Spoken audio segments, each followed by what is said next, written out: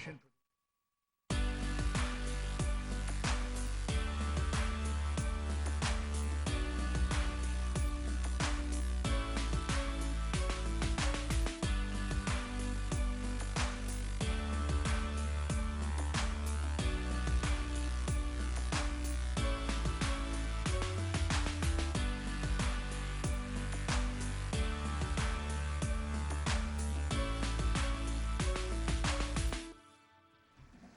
Mr. Mayor, I see you got the sheriff with you today. And, You know, when you need help, you call in your reinforcement. we got a lot of law enforcement here, haven't we? We got a lot of law enforcement, so you call in the high sheriff. That's right. Got to pay attention. It clears out a whole lot of the noise and distraction. So I appreciate Sheriff Cunningham being here. We're going to get to him in just a second. Mr. President, thank you for the opportunity, and I'll be very brief. We will not be bringing forth an executive summary today. We will bring that at the next council meeting and update the council on the financial standing of the city and where we stand as it relates to all of our taxes, revenues, and things along those lines. So I'm going to try to get to some good community points and things that we want to highlight here. But I certainly want to start with the opportunity we have before us today to approve the $50 million in new money through the bond restructuring for the city. I think it is very important that we understand that this is not something that happens every year. It's not something that happens every 5 years. But when you do get this opportunity, it is important for us to take advantage of it. And it's real important because, you know, borrowing this money is going to touch every facet of the community that we all want to see grow, we all want to see prosper. Whether it's our public safety, whether it's our parks and recreation, whether it's our general services, all of these things are projects that I'm sure any mayor would like to be able to do on an annual basis, but given the confines of the city budget, you just aren't able to do that. And so when we saw the opportunity to restructure $90 million that would save us potentially anywhere from $16 to $18 million, we also thought it was a good time because of the historic low interest rates to go and borrow enough money to deal with some of the projects that many of you on this council have been talking about for years, and certainly those of us that are new to this administration have heard from the community as well. Now, I would love it if this money could be used for anything that we would like to use it for, whether that would be in increasing salaries for those in our public works and sanitation, and certainly some of our first responders and other our frontline workers. Unfortunately, given the rules and regulations of this money, we're not able to do that. We're only able to put this toward capital projects, and those are those building and other projects that are existing or new. But in a city like ours, we have a lot of those, and even this money will not take care of what many of our directors here with the city believe that we need. So this is not everything, but it does give us the opportunity to try to address some of these issues. And I want to thank the council in particular for giving us your feedback, for working with us on this to get to a point that it's at least acceptable to, I think, most on the council. We tried to answer some of the questions. And, you know, I think that without that kind of working relationship, we wouldn't be able to do some of the things we have up here on the screen. But I'm just going to talk about a couple of quick projects that we're going to be addressing, and that is the new fire station in West Montgomery. It is very, very important. It's been talked about for some time.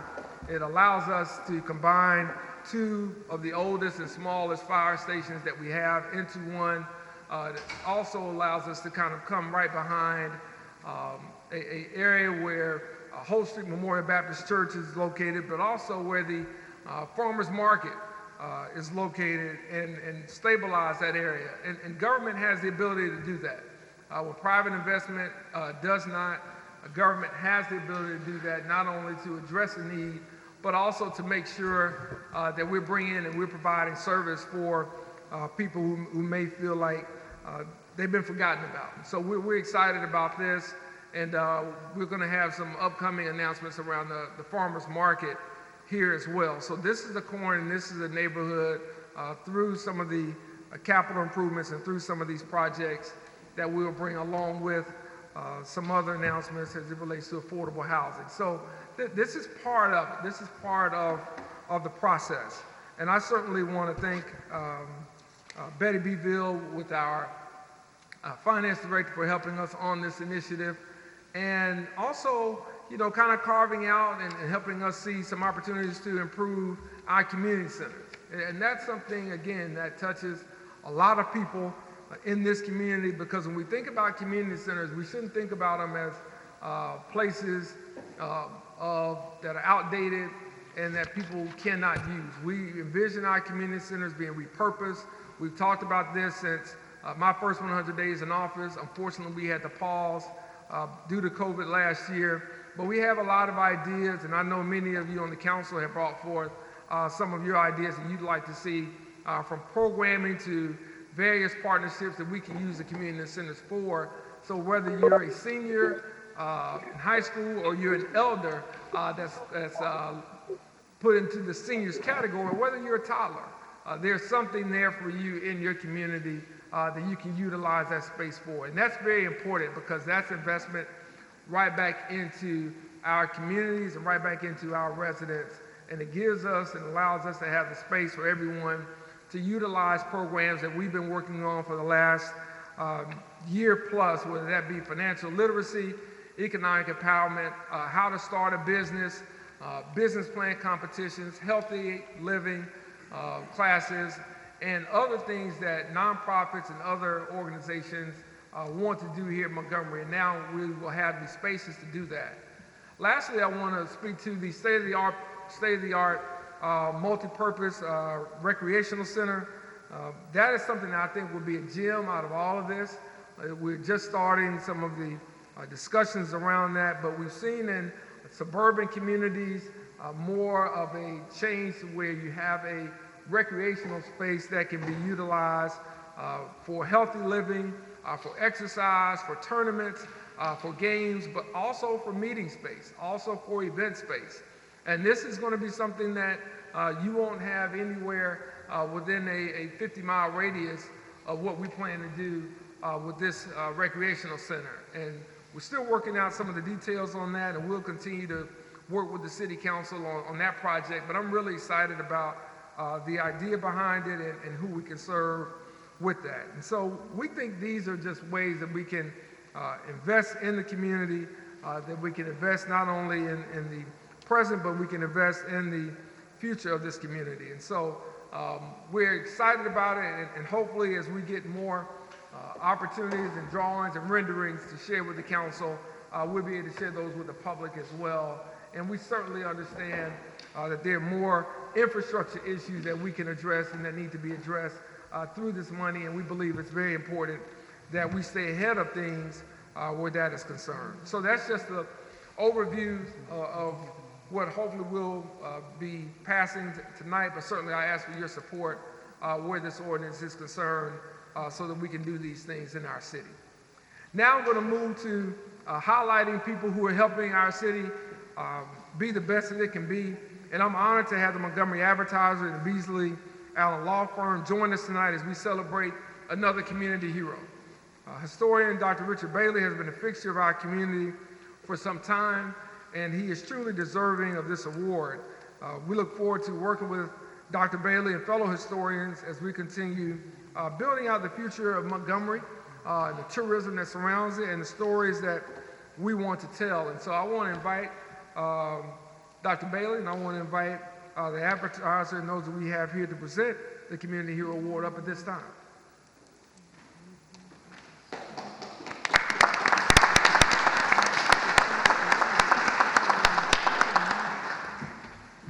Thank you, Mayor Reed. I want to preface this with I don't do public speaking, but this is very important, so I'm going to try. My name is Krista Johnson. I'm with the Montgomery Advertiser, and I'm here today to present Dr. Richard Bailey, our February Community Hero. I had the pleasure of getting to know Dr. Bailey and learn about the work he's done and the passion he has for our history. For decades, he's worked tirelessly not to just learn about the people and places that shape our history, but to ensure that information is shared with as many people as possible. In particular, he's focused on the contributions of Black Alabamians and ensured that their stories were known. He's planned events, helped historical markers be placed throughout the city, authored books, and provided walking tours since 1985. He has a memory unlike anyone I've ever known, and it's very evident in the way he's able to piece a place with different events and generations of families over the course of time. He's thoughtful and meticulous, and Alabama is lucky to have him. I'd like to thank Mayor Reed, our city council members, and Beasley Allen Law Firm for their partnership with the Advertiser, which allows us to tell these stories each month.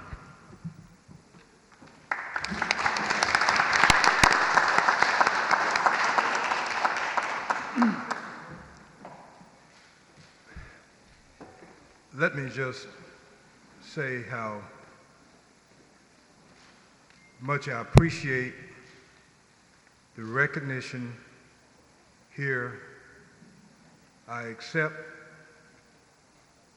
your honor on behalf of historians of yesterday, historians of today, and historians of tomorrow.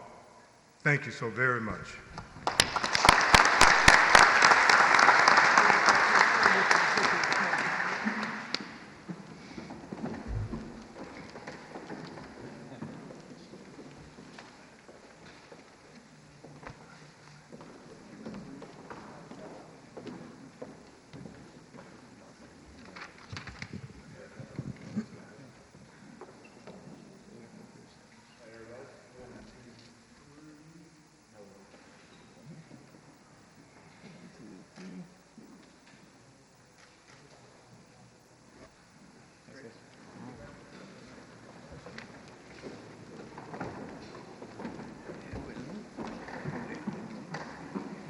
Okay.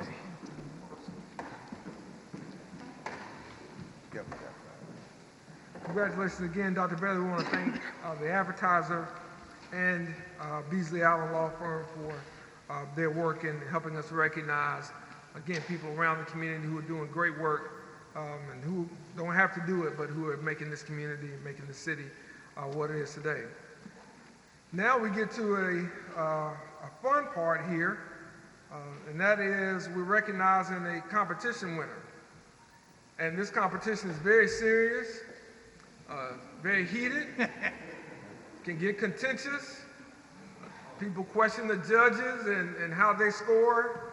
But when it comes down to cornbread, there is no debate about who's the winner, at least on this year. I don't know what she was seeded going into the tournament, what her seeding was in the bracket, but Jan's Beach House is the winner of the cornbread competition. Now, I'm going to ask Yvette Jones-Smetley, who is our new Director of Cultural Affairs, to talk to us just very briefly about this competition. And this is kind of goes into our efforts around tourism and our efforts to build around the great culture that we have in Montgomery. And Yvette is going to talk about this contest as well as a couple of other things she wants to talk about and we think are very important to share regarding Women's History Month. Yvette, you please come forward. Thank you, Mayor. So in February, the Mayor Reed, offered a challenge to the new Department of Cultural Affairs, and this was for us to try to reimagine this year's Black History Month celebration in an effort to appeal to a greater and broader diverse audience while enhancing the overall audience and accessibility that people would have to this event, especially during the COVID pandemic. And in accepting this challenge, the department decided that we wanted to try to launch several new events that we hope will become annual traditions in the river region. And in homage, as Mayor was saying, to the intricate and immense legacy of African American cuisine, the city hosted the first culinary challenge in the form of a cornbread cook-off. Okay, and it is the first So You Think Your Bread Got Sold contest. All right, the contest ran from February the 15th to the 28th 8th, and citizens were encouraged to patronize those participating organizations. There were 21 of them listed on our website, and they included Mrs. B's Restaurant, Martin's, Martha's, Penny George's, and Mrs. T's. But the winner tonight is, as he said, Jan's Beach House Grill. So Jan Taylor Goings, if you, yes, thank you. She is the winner.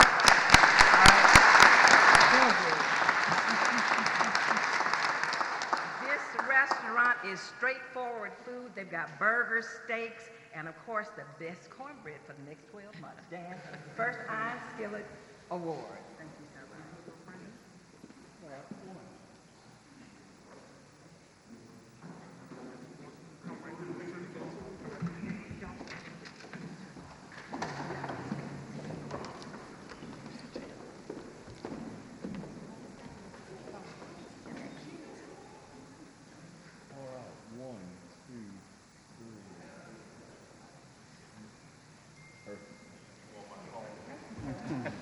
I'll be bouncing cornbread, Gene. That's good. Mayor, there was a second part of the contest that those that were participating as voters had the opportunity to win a gift card to their favorite restaurant and best cornbread in the city. So Mayor, if you will assist us in drawing the name of the winner.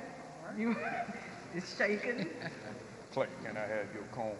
And if you want to, all right. I got two. You got two? Uh-oh. I guess we can have two winners.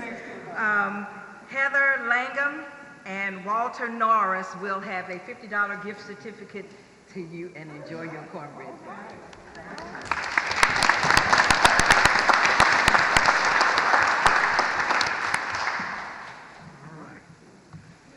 I got to have some of that cornbread.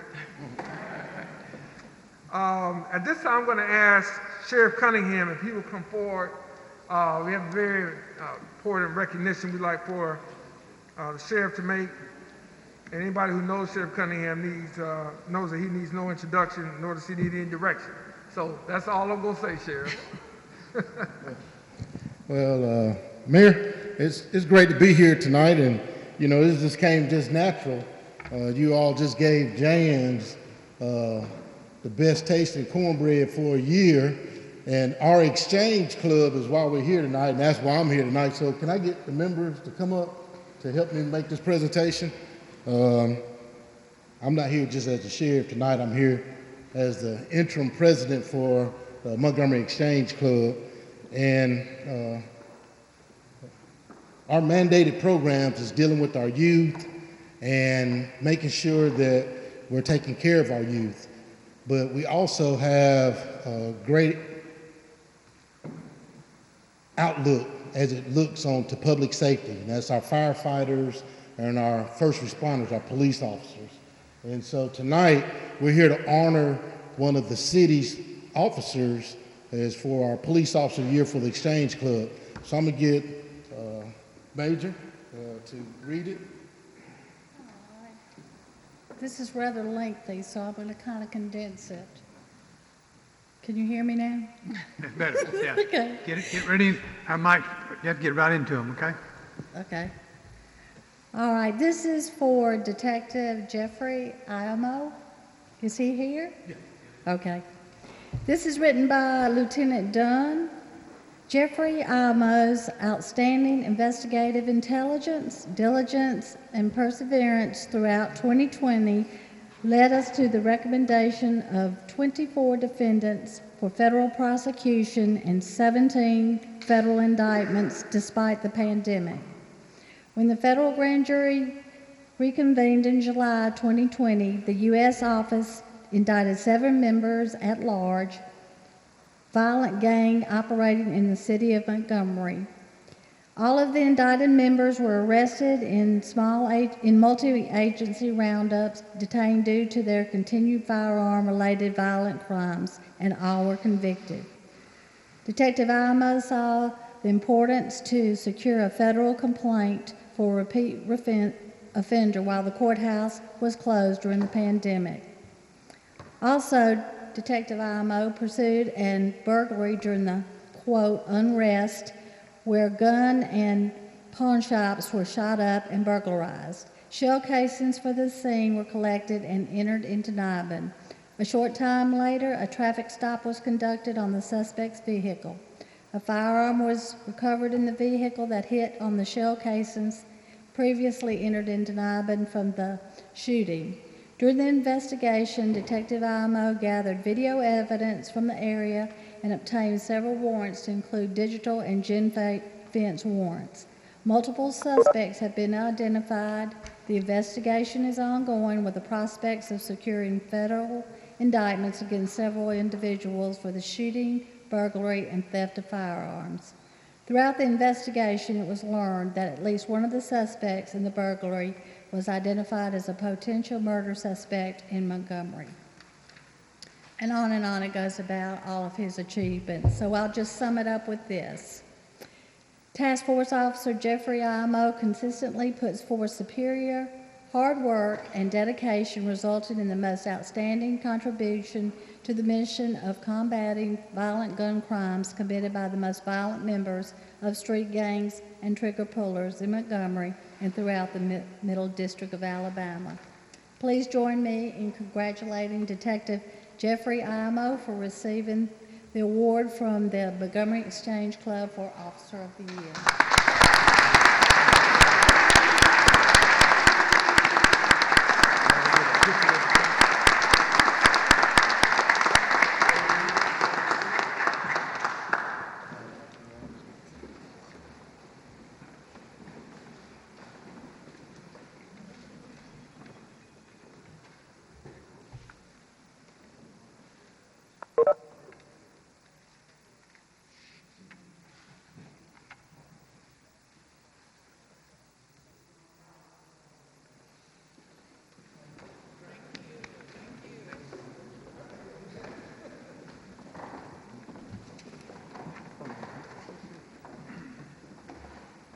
Thanks, Sheriff Cunningham. I want to thank the Montgomery Exchange Club as well for all that you do, and congratulations again on the great work. This is my last point, but I thought that one was maybe the highlight. I'm going to talk just very briefly about a certified legal government, and we've got Chrissy Anderson, who is the city's historic preservation coordinator, to answer any specific questions. But this is very important because I'm introducing amendments tonight that will help continue to make Montgomery a first-class city and tap into the federal and state resources that other historic cities are utilizing throughout the country, throughout the South, and throughout Alabama. Obviously, from our standpoint, we want to try to bring as many resources as we can to carry out the needs of government for our residents. And these changes will bring our local historic preservation ordinance up to date with the requirements and recommendations from the Alabama Historical Commission to become what is called a certified legal government. The status of a certified legal government is a designation by the National Park Service that helps communities save the irreplaceable historic character of their community. Community certification opens doors to funding, technical assistance, and other preservation successes. These policy changes you will vote on tonight are the next and the necessary step in us being certified. It's very key for us to do this because it allows us to go after resources for a lot of the things that sometimes we can take for granted or even overlook, but that we would like to fix up and preserve. So we're hoping to advance this change after hearing and working with community members who are committed to telling the honest, truthful history of Montgomery and preserving and renovating structures that can make our city more vibrant and attractive to locals as well as tourists alike. And we want to honor the best in our city. So I ask for your support of these reasonable changes so we can join 31 other cities in the state in tapping into this resource. And that will conclude my mayor's message for now. There's one more piece that will come up, I think, during the agenda as it relates to the Energy Star Award, Mr. President, and just a couple of brief comments I have there. But thank you so much. Okay, thank you. Thank you, Mr. Mayor. Okay, council, first item, Madam Clerk. Mr. President, item 1, application for an alternative transportation service by Brian T. Pleasant, doing business as the Experience VIP Pleasant. LLC. Here. Come forward, please. Your name for the record, sir. Say again, sir. Your name for the record. Brian Pleasant. Okay, Brian Pleasant, okay. Council, everything here is situated, so I need to vote to adopt this item. Move to adopt. Have a motion to adopt, all in favor, raise your hand. Unanimous. Resolution is adopted. Good luck with your business, sir. Thank you. Item 2, application for retail beer and retail table wine off premises only, doing business as Family Dollar Store at 2423 Eastern Boulevard. Representative Family Dollar here, please. Family Dollar. Lord, it still ain't here. We'll carry it over. One more Yes, sir. time. Yes, sir. Don't kill a tree on this one. It's a big one. Item Okay. 3 is Mr. Troy Williams, Synergistic, to make presentation of Chairman's Award to Mayor Reed. Troy, here, okay.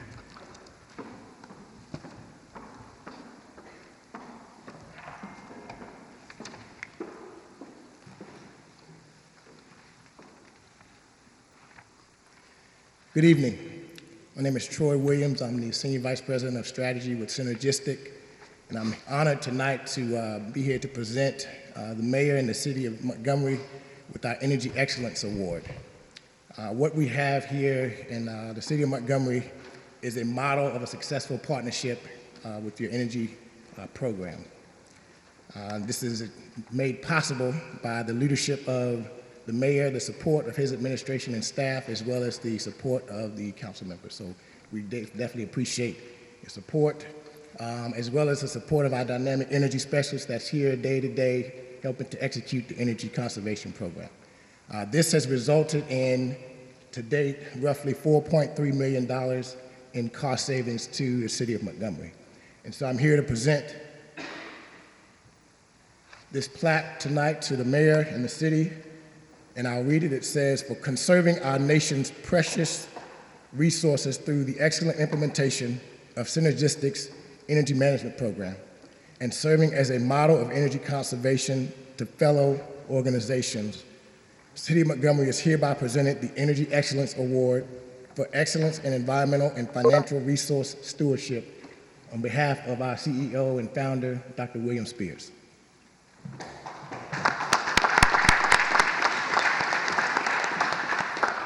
And then this is the certificate as well.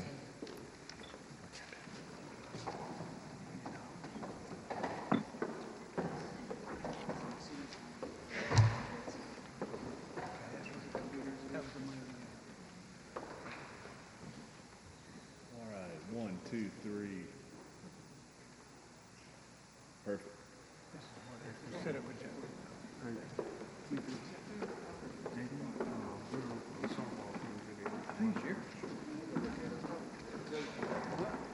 You graduated from Energy savings, that's great. Okay, number 5. Well, Item 4. Number 4. Okay. Ordinance authorizing the issuance of GO warrant Series 2021A, GO refunding warrant Series 2021B, and taxable GO refunding warrant Series 2021C. Need a motion to suspend the rules. Mr. President, move to suspend the rules. All in favor, raise your hand. Unanimous. Mr. President, move to adopt. All in favor, raise your hand. Unanimous. Next item. Ordinance is adopted. We had, somebody was here to talk on this item. I guess it's one of you two. I think, no, we're good. I just see that, I can't read the name, and somebody was decided to talk on number 4. And Somebody signed. I couldn't read the name. Public communication. So, we're good. It's all done. Next item. Item 5, ordinance amending Code of Ordinances, Chapter 15, Historic Preservation. Need a motion? Need a motion to suspend the rules? Mr. President, move to suspend the rules. All in favor, raise your hand. Unanimous. Move to adopt. All in favor, raise your hand. Unanimous. Ordinance is adopted. Item 6, resolution extending gratitude to the women of the United States and recognizing March 2021 as National Women's Historic Month. Mr. President, Yes, sir. in honor of Women's History Month, and I want to honor the women in the that works in the state of Alabama throughout the United States, whether it be military service, and especially women that have served on this council, Ms. Graham, Ms. Reynolds, Ms. May, and Ms. Martha Robin in their absence. So, you know, with the staff and we honoring women in March, I would like for all the women that's in here and present today, and we give them a round of applause for their service to the station.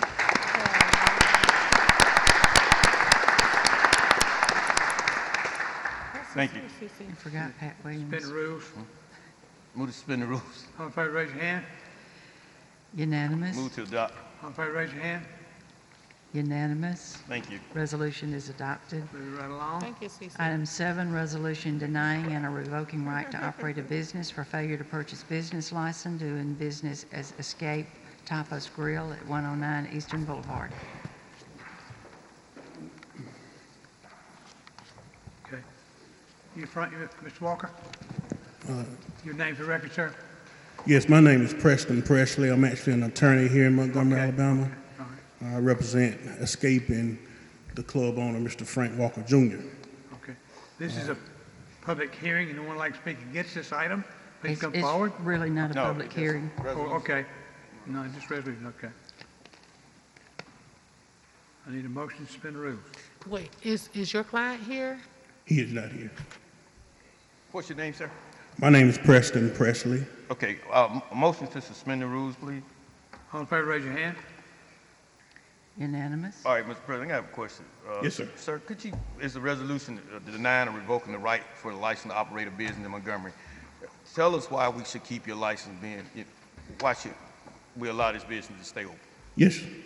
As you all are aware, a fine was issued early last year against this establishment based on some capacity issues that they had one night. It was a fine to the tune of roughly $24,000. Maybe a few weeks after that, my client, Mr. Walker, had to make the tough decision to shut down his business due to COVID-19. At the end of the year, I think he may have opened up during the Thanksgiving holiday for one day and during the Christmas holiday for one day. Other than that, he was closed. He has recently opened and is opening roughly 2 days out of the week. He's paid maybe $1,000 or $2,000 towards the fine beginning this year. And at this juncture, he's just asking for an extended period of time to pay this fine. Obviously, his business has been diminished, as many other businesses in Montgomery County, due to COVID-19. And he made the decision to shut his business down versus keeping it open and working at a half capacity. So he's just asking for an extended period of time to pay this fine, or in the alternative, an extended period of time and a payment plan reasonably set by this council.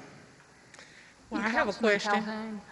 They actually are operating without a business license at this time because of unpaid taxes from last year, because this fine wasn't paid, and there's some whiskey taxes, so they have not been able to renew their license. Okay. They've actually been open, as Mr. Presley stated, in violation of our ordinances without a business license, and the police department went out last weekend and told them they needed to close, and it's my understanding they refused to close.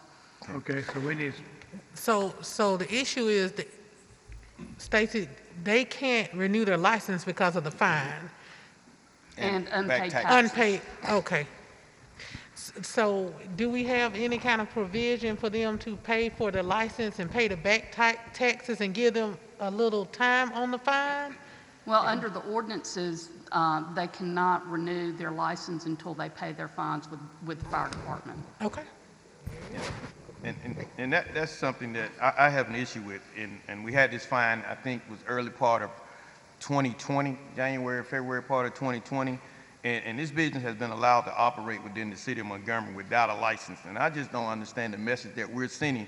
If we continue to allow people not to get a business license within the city of Montgomery, it's time out for just going out asking people to close.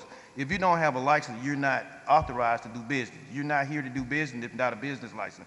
This is for denying the right of revoking the license. You don't have a license. Not you. The business don't have a license. And I know for a fact they was open this weekend. So we got to stop playing games. The law, the ordinances are on the book.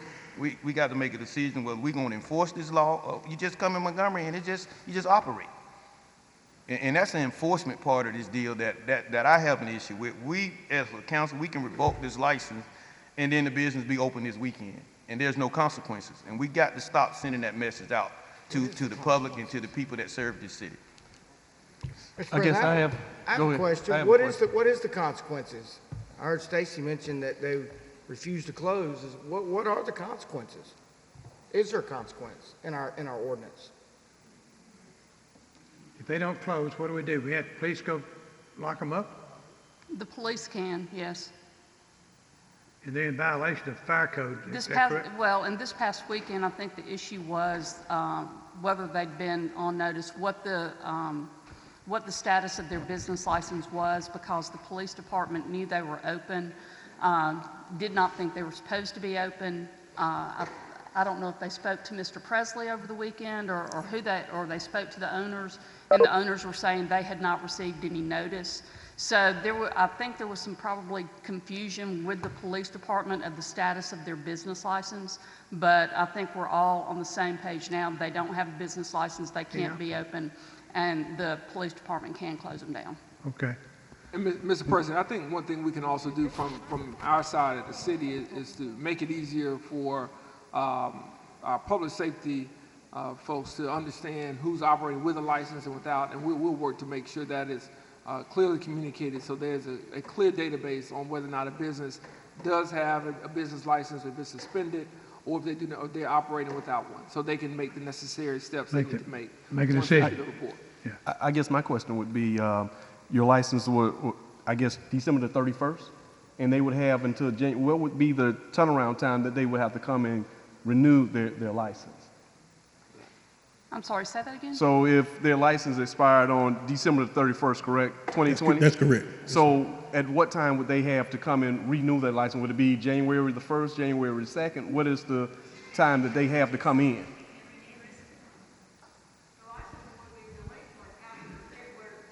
After February the 1st.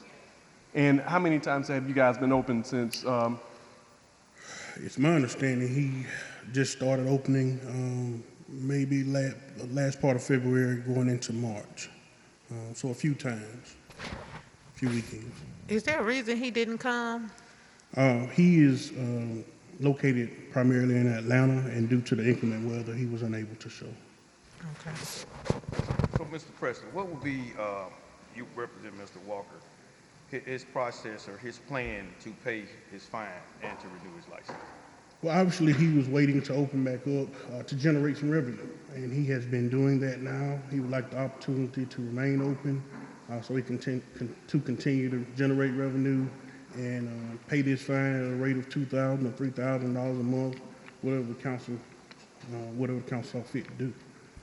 Okay, he would like the opportunity to remain open. But it's clear that he can't be open without a business license. We kind of got that today. So does he have any another plan, an alternative plan to pay this and get his license straight? Well, based on what we have here today, he would have to pay $24,000 plus to get that license back. So that's why. So you've not made any effort to make an arrangement with the city to open back up and pay your license. You've not made anything until tonight. It came up when we finally found that you opened without a license. That's correct. I think they just really found out this weekend that he was operating without a license. There was some confusion. But you and the owner knew he was operating without a license. We knew after this weekend, yes, sir. He did. Yes, sir. Well, now, and he got the can't help a guy won't $24,000 help fine himself. last year. He got the $24,000 fine at the first of last year. Yes, ma'am. In February. Didn't this whole year didn't. No effort. Yeah, didn't. Well, he was shut down. Because of COVID, I get that, but, and then maybe he just forgot that his license expired in December. You think that may have happened? He knew he had to renew his license. Okay. But he didn't know that he wouldn't be able to renew the license based on the fine that was outstanding. Okay. I think it's clear you cannot operate without a license in the city of Montgomery. You're totally in violation. Whatever the rest of the story is, I mean, if license is one thing, but violating with a business like that, I think you probably got more issues than just the license. If the police department found you open without a license, that's a real serious offense. And so I think we need to go ahead and say, pass this resolution. Council? Mr. President, let me make a statement before we vote. And I just want to make this clear. We're not in the business as a council to shut down any business. But you have to show a good faith effort in 12 months. And then on December the 30th, I think we get a letter for a payment, one payment within a year. And now when you can't operate because you don't have a license, now it become an urgency, you want to come down and plead before this council that we give you an opportunity to pay. If you was making payments not over 12 months, whenever you open, if you open a weekend and you come in, make a payment, show some type of good faith. We can't keep sending our people out to do their jobs, and as a council, we keep allowing business to operate under these circumstances. Exactly. And before we vote, I'd like to also say, what's the consequences if MPD has to go back out again because they're open? Is there not an extra or additional fine charged or anything? Should be. Just shutting them down, is that all we do? Just, how big is that fine? Chief, what would you do? Right, I know, he ain't paid the ones he had. Yeah. That's running the bill. We would make sure that the premises is clear, the owner or the manager will be cited, but we will stay there and we will make sure that everything is clear before we leave. And how big is the fine? I'm not sure on the fine, but we will work with Betty Beagle and her folks for that fine, but we will make sure that we will contact them as well, but we will clear that premise before we leave that night. Okay, thank you. Very good. And I guess my question to the council, so if we decide to close them down, what other methods are we still gonna get our fine? Are we gonna close them down and still not get We ain't got it in a year. Yeah, but my thing is, we still need to have some type of plan in place or payment in place. Stacy, can you answer the question, what are the penalties in our resolution? Ma'am, what are the penalties in our resolutions for operating For operating without a license? Yes, ma'am. Any violation of the ordinance is going to be a $500 fine and up to 6 months in jail. So it is a misdemeanor? There are different, I believe business licenses may have some different penalties associated with operating without a business license, and they can speak to those, but for direct violation of the ordinances addressed by municipal court is $500 and up to 6 months in jail. I think that answers your question, Mr. Mitchell. That's your answer, yep. We're not gonna get our Okay. money. Well, you probably don't get your money because if he's not open, you don't get money. If he wants to open back up, he's got to make some kind of an arrangement with the city on a weekly or monthly basis. I mean, that's the only way he's going to do it. So you Mr. guys Mitchell- are ready to make a payment and ready to work something out with the city? I think he is. Yes, sir. Councilman Mitchell, they cannot, there's no provision in the No, I'm ordinance. saying, are they ready to pay their fine? That's what I'm Right, asking. and that's what I was going to say. Yes, that's what Y'all I'm just asking. amended the ordinance so that they have to be paid within a certain amount of time, but there's no provision right now. Yeah, that's for- what I'm asking. Are they So at ready this to pay point, their all we can do is fine? close him up. But, we did that in February when they got the fine. When they came Right. before us, we was like, if we close them down, we ain't gonna get our money. So we didn't take their license then. We left them open. And here we are over a year later. And I don't think I don't think that we were here to close them down. I think we was here for the fine. Just for the fine. Yeah. Just for the fine. That was fine. Yeah, that was just for the we fine. talked about it, yeah. Or arrangements made to pay it. Okay, let's vote on it. So I think at this point, what's the feeling of the council? He can't operate without a license, period. So he's got to make arrangements to open back up. And for him to open back up, he's got to make some kind of arrangement. You got to pay his fine, can't you? Pay his fine, that's it. Work that. So if he comes back with, that's it. So I need a motion to, Move to adopt. a motion to adopt. All in favor, raise your hand. Okay. 6. Closed and don't, and Wait, Mr. he needs to Mitchell, are you not open voting that no? thing back up. so Please come You get you. abstain? Okay? Yes, sir. All right, thank you. Number 8. That vote was 6-1, Mr. President. We had one abstention. Item 8, resolution setting a show cause hearing for Tuesday, April the 6th regarding proposed revocation of the business license of American Pallet at 1545 Furnace Street. Okay, we got that. Let's see. Anybody, y'all here from the paddock? Your name, sir, for the record? Yes, my name is Ronald Stokes. This is my daughter, Tara. I don't really know why I'm down here, but I got a problem with the fire department came in last week. You pull in the mic, we can't hear you. As the fire department came last week and said we was in violation, which I am. And I thought we made arrangement, evidently some miscommunication. Been cleaning it up and all, and then yesterday I got this letter. I don't understand it, you know, so I told him I had time enough to get in regulation for it, and I thought he told me, but now I got this letter yesterday. Sir, do you have a forklift? Yeah, I got several forklifts. Sir, do you have a forklift? Yes, sir. Why you got pallets in the middle of the street? They're not in the middle of the street. Well, they're obstructing the, I know that, we know that, okay? You can do that. And I think that's one of the situations we got with fire department right now. You're not doing what you told the fire department you'd do. No, okay? I don't the have... Fire department, let me let the fire department talk first, okay? All right, so on May 1st, we received a complaint about pallets impeding the roadway. Upon our inspection, we got there. He had pallets actually in the roadway, tractor trailers in the roadway as well. Along the front of his business, that leads to the back of his business, he has pallets blocking our fire access. Also, tractor trailers are actually in the fire access as well. So that's an immediate threat, or immediate hazard for us, because there's no way for us to extinguish the fire to even get back there where we need to get to. Now on top of that, it needs to be moved immediately. I asked him to remove it immediately, gave him 5 days, additional 2 days because it rained, and so he ended up having 7 days to move it. He has 4 or 5 forklifts. All he had to do is move the pallets and tractor trailers out of the way so we could actually have access back to that property. With that being said, all these pallets in front and all the tractor trailers in front of it, I mean, there's no way we can, you know, there's no way we have any methods to extinguish it. So that creates a life safety hazard for our firefighters, as well as businesses and his employees. Is this where we had the fire before? Yes, sir, it is, and I'm actually going to play up the video here in just a second. But actually, what happened is there's no way. He's got enough lanes probably to drive a forklift down, and that's pretty much it. That's about as wide as it is. So I mean that creates a definite hazard for us. I mean, trying to access the property itself. So I actually got Mike. He's going to play a video, and I'll talk the way through. Okay, let's look at the video.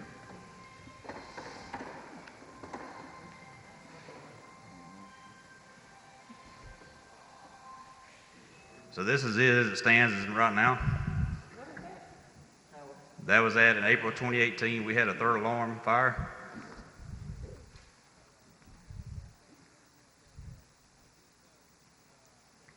As you can see the lanes actually down to the backside of his property. Them lanes are no bigger than probably maybe 6 to 8 foot wide, just enough to get a forklift down. And Mike's gonna stop it right here. If you look where the tractor trailers are, actually right here off his property, right in that area right there, and on the other side of the area, there is, I mean, it's just enough to get a forklift down. That's it. There's no access whatsoever to that property. Now you keep rolling, Mike. This is the other property he's acquired. And you can see the pallets that he has piled up as well. He has not got with the building department to get a certificate of occupancy to use these buildings, which he's also been told to do. And this is the April 18, 2018 pallet fire. This was the third alarm fire. That fire you see right there, it took about 3 minutes and 42 seconds to get to the pallets in the middle. Actually, you see it actually spreading as it's spreading now.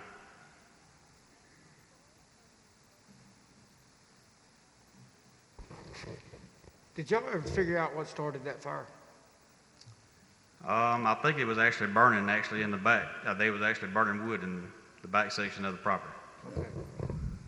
And as you can see, very heavy fire load. You see how much fire you got. Actually damage to the business beside it.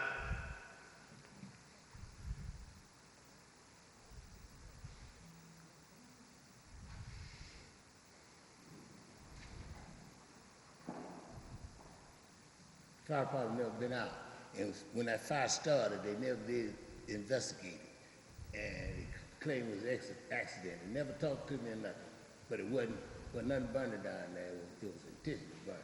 So as you see, as the fire keeps spreading, you see how rapidly it spreads. How much access is important to us as a fire department?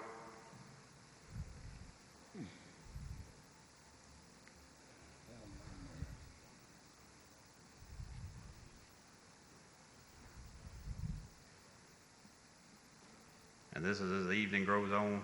It went well into the night to the next day.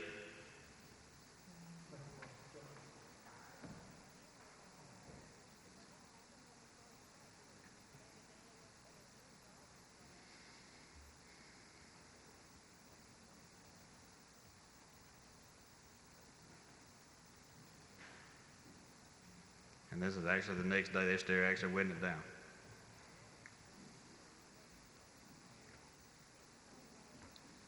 Did we have any firefighters hurt?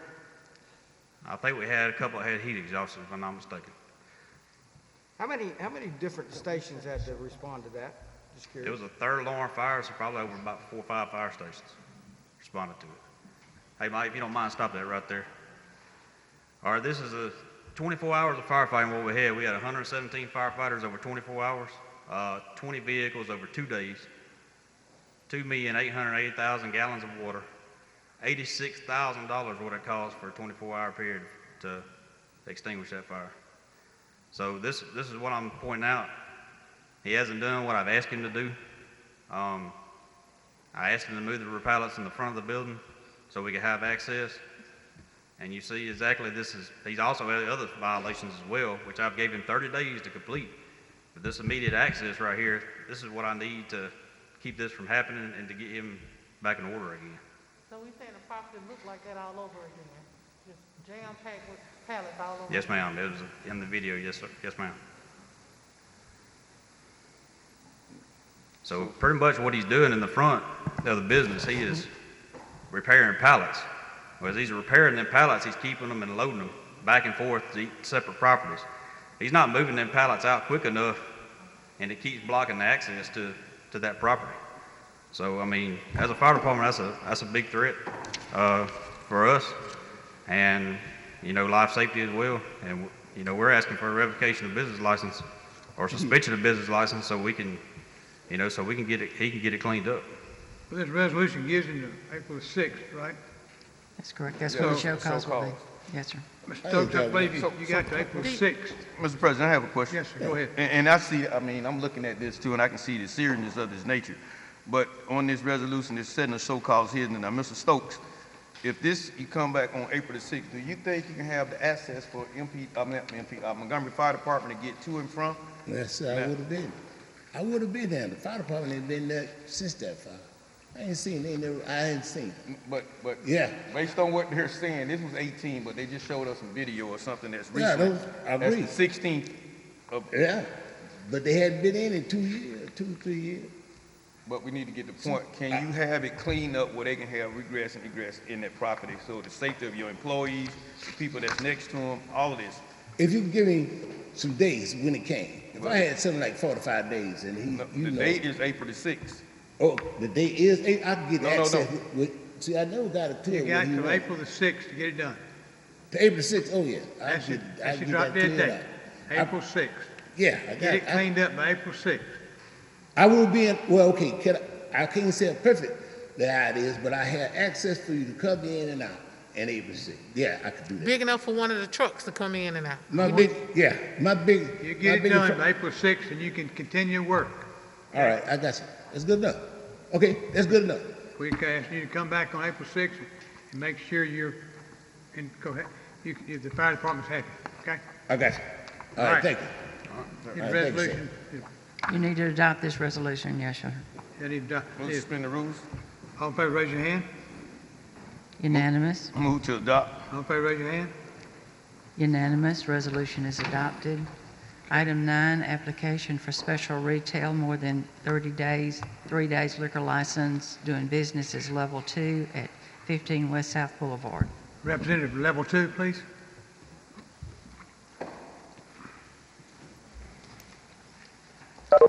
Your name, sir? Marcus McQueen. Okay, Mark. This is a public hearing, and anyone would like to speak against this application, please come forward or call in on the phone. Seeing none, declare the public hearing's been held as part for the council. Mr. President. Yes, sir. Move to suspend the rules. Have motion to suspend the rules. All in favor, raise your hand. Unanimous. Move to adopt. All in favor, raise your hand. Unanimous. Resolution is adopted. Good luck with your event, sir. All right, thank you.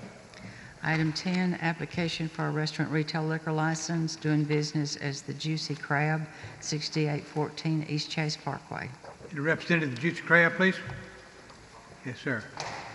Your name for the record, sir? My name is Sungwoo Chung. Okay, Mr. Chung. This is a public hearing. Anyone would like to speak against this item, please call in or come forward at this time. Seeing none, I declare the public hearing's been held as part for the council. Need a Mr. motion? President, I have a question. Mr. Yes. Chung, are you planning on keeping the location on the boulevard open in Promenade Shopping Center? I believe that's a different kind of. That's Is it not different? the same. Okay, all right, not the same group. Okay. Different group. Yeah, this other was seafood, this is crab. Yeah, this crab, my bad. All right, need a motion to suspend the rules. It's in my Juicy district. Go, will you do it, Clay? Mr. President, move to suspend the rules. Okay, all in favor, raise your hand. Unanimous. Move to adopt. All in favor, raise your hand. Unanimous. Resolution is Good luck with adopted. your business, sir. Oh, you robbed me at E6. Item 11, pursuant to Section 1153B1 Code of Alabama, authorization of demolition of unsafe structures at the listed locations. Need a motion to uphold. Move to uphold. All in favor, raise your hand. Unanimous. Item 12, resolution assessing the cost of abatement of unsafe structures on various lots. Mr. President, move Yes. to suspend the rules for the remainder of the agenda. All in favor, raise your hand. Unanimous. We got somebody who wants to speak on this item. Mr. Slater, William Slater. Yes, sir, come forward.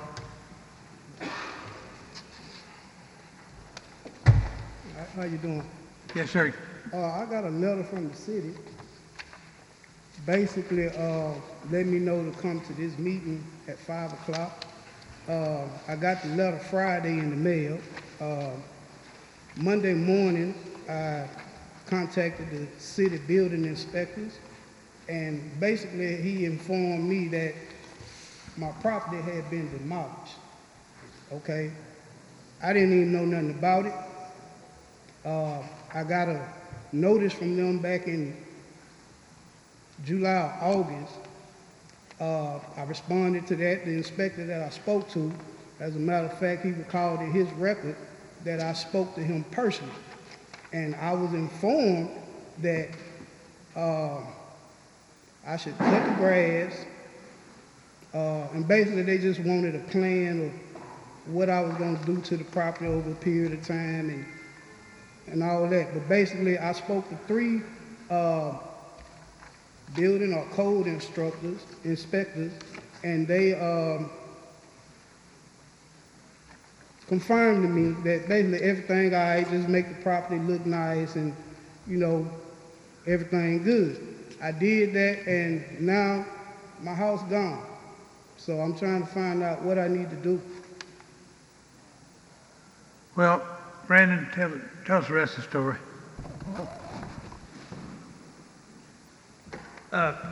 It was actually me he spoke to back in August, and I informed Mr. Slater that, you know, his property had been cited as an unsafe structure due to blighted, distressed property issues. It had some structural issues that needed to be addressed.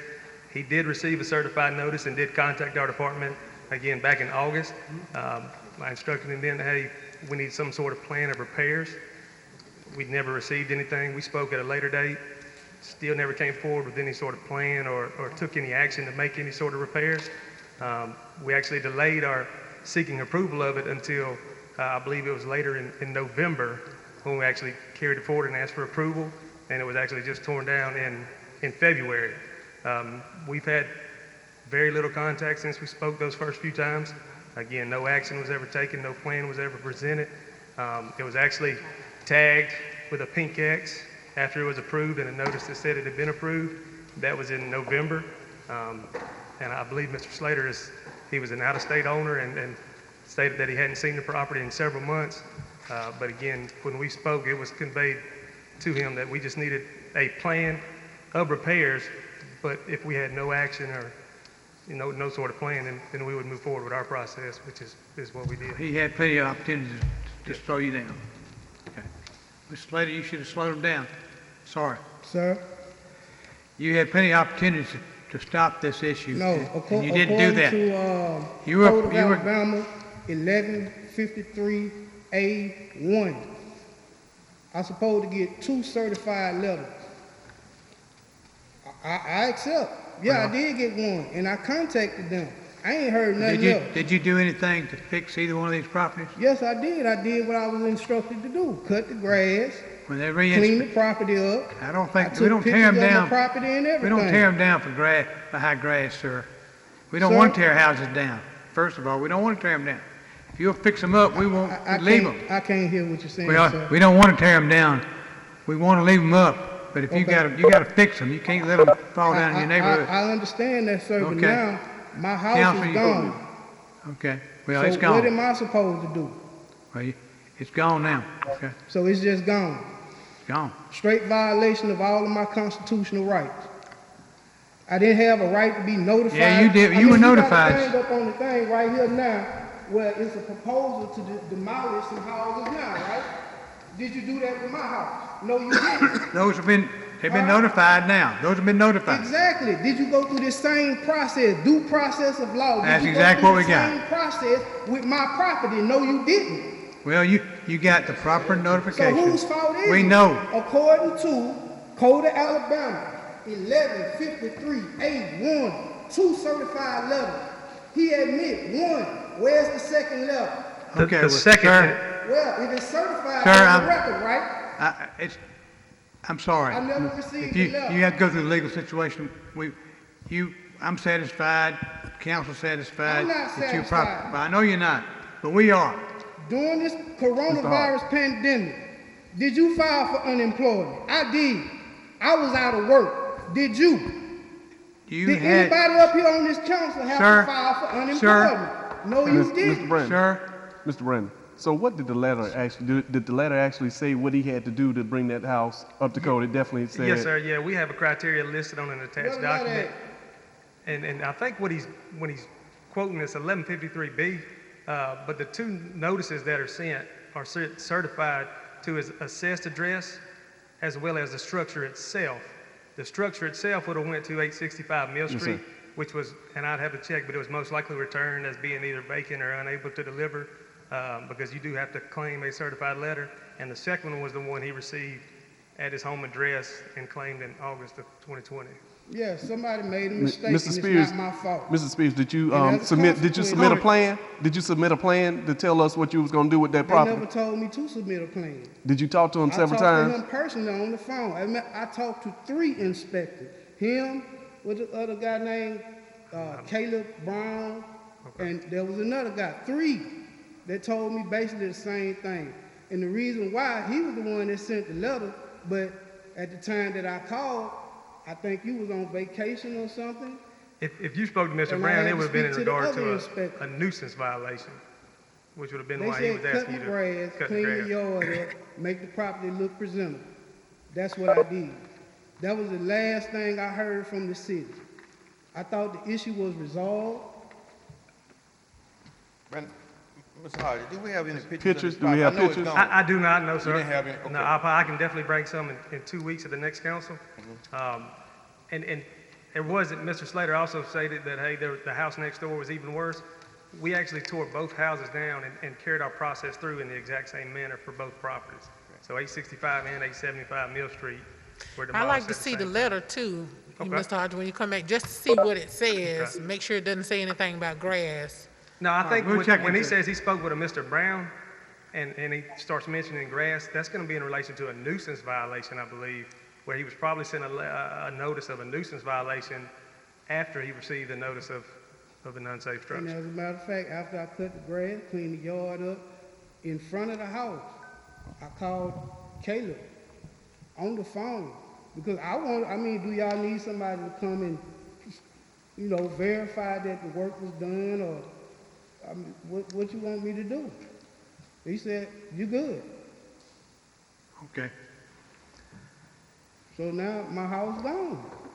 Were you living in the And house? I just feel like I'm saying, it's obviously somewhere, right is right, wrong is wrong. Somebody missed a step.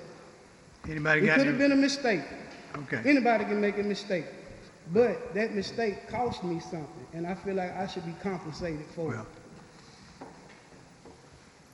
Can the council satisfied you get proper stuff? You're gonna bring us something back I will, about yes, that? ma'am. Okay. We'll Well, in look at 2 weeks, he's gonna bring us back what he got, what they sent out and stuff. So if you wanna come back in 2 weeks and let us talk about it, then we'll have all the stuff and we can look at it. Yes, ma'am. Let's try that. So will I Okay. get like a We'll look at it letter, for or you. do I need to? Just remember, come back in 2 weeks. Okay, 5 o'clock, same April time. 6th. April Right. 5 o'clock. April 6th. Okay. Very good. All right, thank you, sir. All right, next item. You haven't Any motion? hadn't adopted this one, you've Yeah, I just need a motion to suspended the adopt rules. for it, number Move to 12. adopt. All in favor, raise your hand. Unanimous, resolution is adopted. Now, number 13. Resolution declaring, authorizing, and assessing cost of abatement of public nuisances on various lots. Need a motion to adopt. Move to adopt. All in favor, raise your hand. Unanimous, resolution Okay, is adopted. Madam Clerk, you got the one Parks and Rec on? Yes, sir, the application for a special events retail liquor license for the City of Montgomery Parks and Rec doing business Okay. as the Coliseum. This is a public hearing on this particular issue, and if anyone wants to speak against it, please come forward, call in. Seeing none, declaring public hearing's been held, it's possible the council need a motion. Move to suspend the rules. Need a motion. All in favor, raise your hand. Ms. Graham, All right. You're back. unanimous, Move to adopt. All in favor, raise your hand. unanimous, resolution is adopted. Okay, now we got the ordinance on the elections. Ordinance amending Code of Ordinances, Section 10-2, dates for general runoff and special elections. Need a motion to suspend the rules. Mr. President, move to suspend the rules. All in favor, raise your hand. Unanimous, Move to adopt. All in favor, raise your hand. unanimous, Okay. the ordinance is adopted. Okay, Madam Clerk, you got some, Yes, sir, I've got Discretionary some contingency funds for you that the mayor has approved. District 6, 1,000 to Omega Psi Phi Fraternity Manhood, Inc., 500 to Central Montgomery Optimist Club, 500 to Montgomery Area Mental Health Authority. For District 8, 1,400 to Billingsley Place Homeowners Association. anybody else? Yes, Mr. President, I'd like to give $500 to Mercy House. Anybody else? Yes, Mr. President, What you got? I would like to, I'm sorry, I sent an email, I'm trying to find the name of it. What was the name of that organization, Ms. Blaylock, I just asked you about? Women, Women History Month.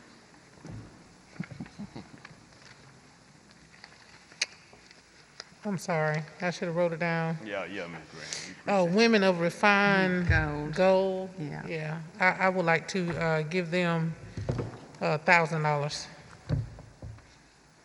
Anybody else? Yes, Mr. President. Motion to adopt. Mr. President. Mr. Mayor, those are, they are vendors. Mr. Callahan? Mr. President, yeah, I would like to allocate $500 to the Central Montgomery Optimist Club from District 5. Okay. Okay. Mr. President, move to adopt. All in favor, raise your hand.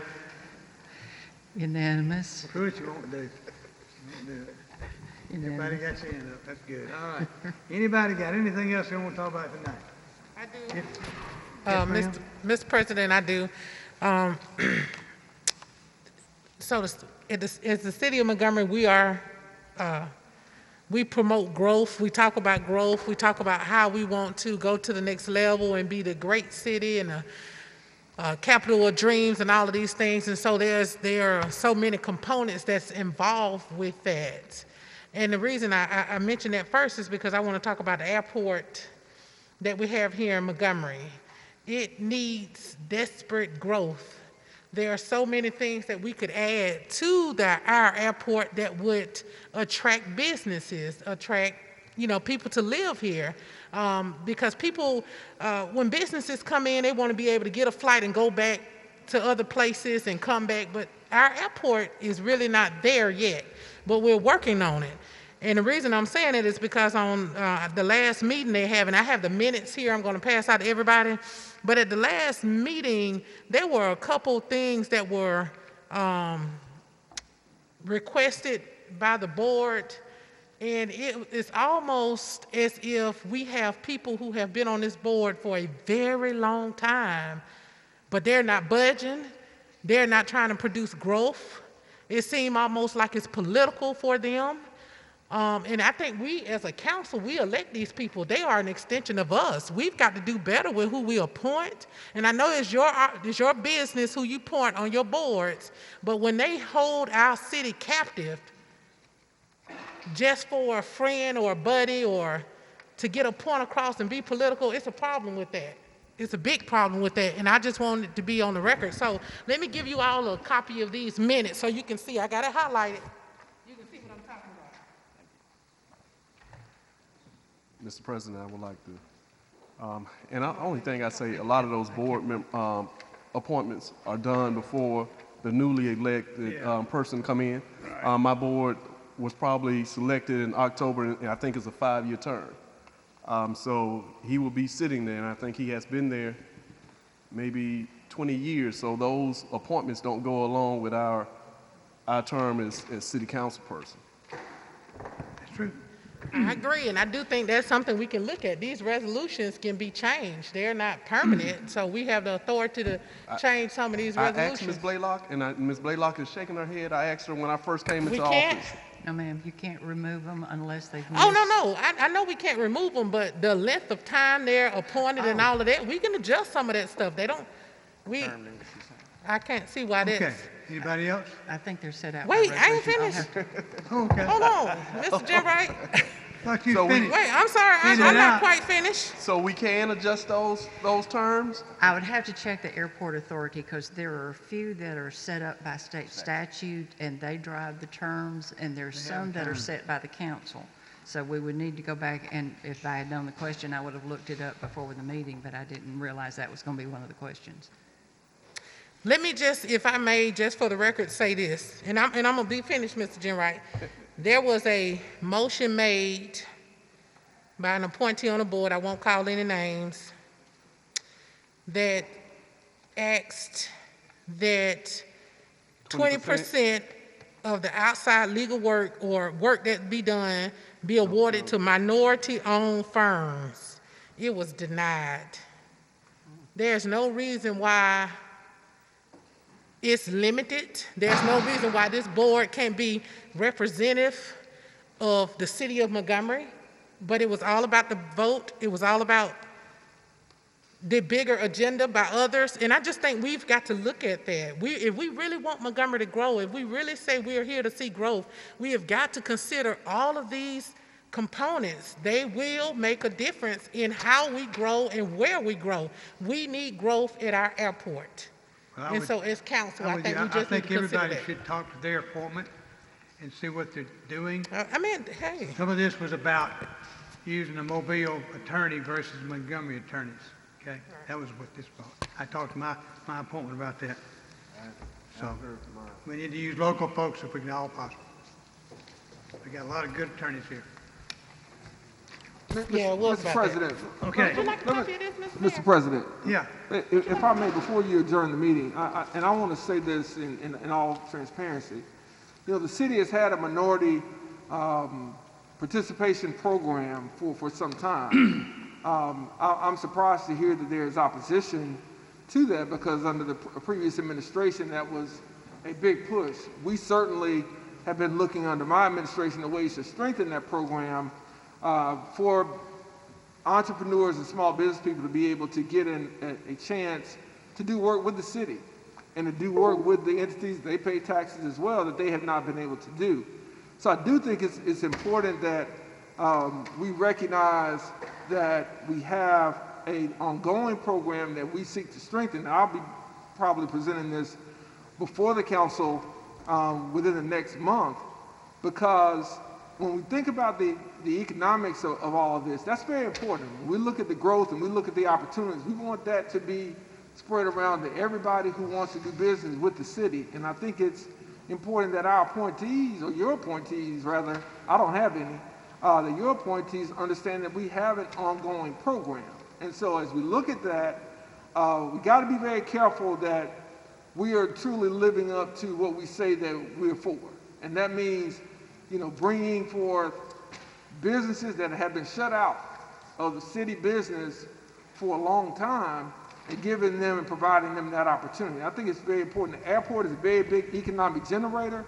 We're at a very prime place in terms of growth and potential for the airport. There's a federal infrastructure bill that will be coming down in the next 2 to 3 months. We're in great position, and I think we've got to make sure that we have the right vision and the right ideas on all of our boards, not just the airport authority, but on all of our boards. And I certainly would encourage the council to hopefully talk and encourage your appointees to see that vision and understand what we're trying to do here at the city, and that is to make everybody feel like they have an opportunity to do business with us. And quite frankly, that's not how a lot of business people, in particular business owners of color, have not felt that way. And we've got to recognize that, and we've got to do things to be more deliberate and intentional about giving them that opportunity, whether it's the airport, whether it's with the city, whether it's in our bidding process and all of those things.